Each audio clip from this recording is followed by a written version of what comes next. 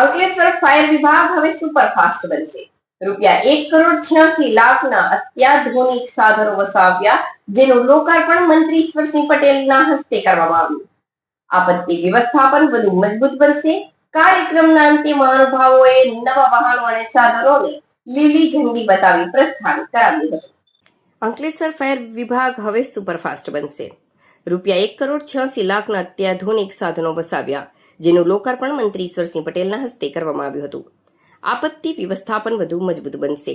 કાર્યક્રમના અંતે મહાનુભાવોએ નવા વાહનો અને સાધનોને લીલી ઝંડી બતાવી પ્રસ્થાન કરાવ્યું હતું। શહેરમાં આગ કે અન્ય કટોકટીની સ્થિતિમાં હવે ફાયર બ્રિગેડની ટીમ વધુ ઝડપી અને સચોટતાથી ઓપરેશન પાર પાડી શકશે।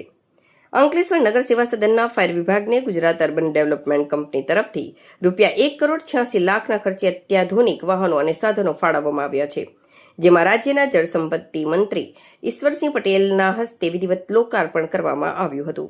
લોકાર્પણ પ્રસંગે સંબોધન કરતા મંત્રી ઈશ્વરસિંહ પટેલે જણાવ્યું હતું કે આધુનિક સાધનોના સમાવેશથી નગર સેવા સદનની આપત્તિ વ્યવસ્થાપનની કામગીરી વધુ ઝડપી, સુરક્ષિત અને અસરકારક બનશે।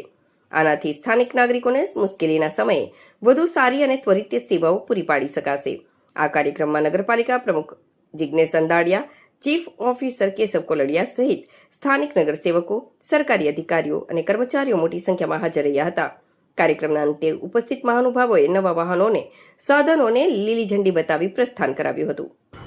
5મી જૂન વિશ્વ પર્યાવરણ દિવસ નિમિત્તે આજરોજ અંકલેશ્વર ખાતે સ્વર્ણિમ લેકવ્યુની અંદર વૃક્ષારોપણની કામગીરી કરી। સાથે સાથે આજે અંકલેશ્વર નગરપાલિકા દ્વારા એટલે કે જીયુડીસી ગાંધીનગર દ્વારા આજે અહીંયા ફાયર અને ડ્રેનેજના કામ માટે 4 જેટલા વાહનો મશીનરી આપવામાં આવી છે, જેની કિંમત થાય છે ₹1,87,00,000ના ખર્ચે આજે અહીંયા નગરપાલિકાને ગુજરાત જીયુડીસી દ્વારા ગાંધીનગર દ્વારા અહીંયા જ્યારે મશીનરી આપવામાં આવી ત્યારે જે રીતે પહેલાં મેન્યુઅલી જે કામ કરતા હતા અને માણસો અંદર ઉતરવું પડતું હતું, એની જગ્યાએ આ મશીન દ્વારા જ પોતે 10, 15, 20 ફૂટ હોય કે 30 ફૂટ આમ 2 જાતના છે, એક 10 મીટર અને બીજું છે તે 30 મીટર, આમ બંને વાહનો દ્વારા જે રીતે પહેલાં મેન્યુઅલી માણસ ઉતરવું પડતું હતું ને ઈજા ઉપર થતી હતી, ત્યારે ગુજરાત સરકારે આના એ માટે આ મશીન દ્વારા એ ડ્રેનેજ સાફ થાય અને જેનો કચરો મળ હોય એ નીકળે એ પ્રકારની મશીનરી આજે અંકલેશ્વરને આપી। ત્યારે અંકલેશ્વર શહેરની અંદર પણ એક સારી કામગીરી થઈ રહી, ત્યારે તમામ લોકોને અભિનંદન પાઠવું છું।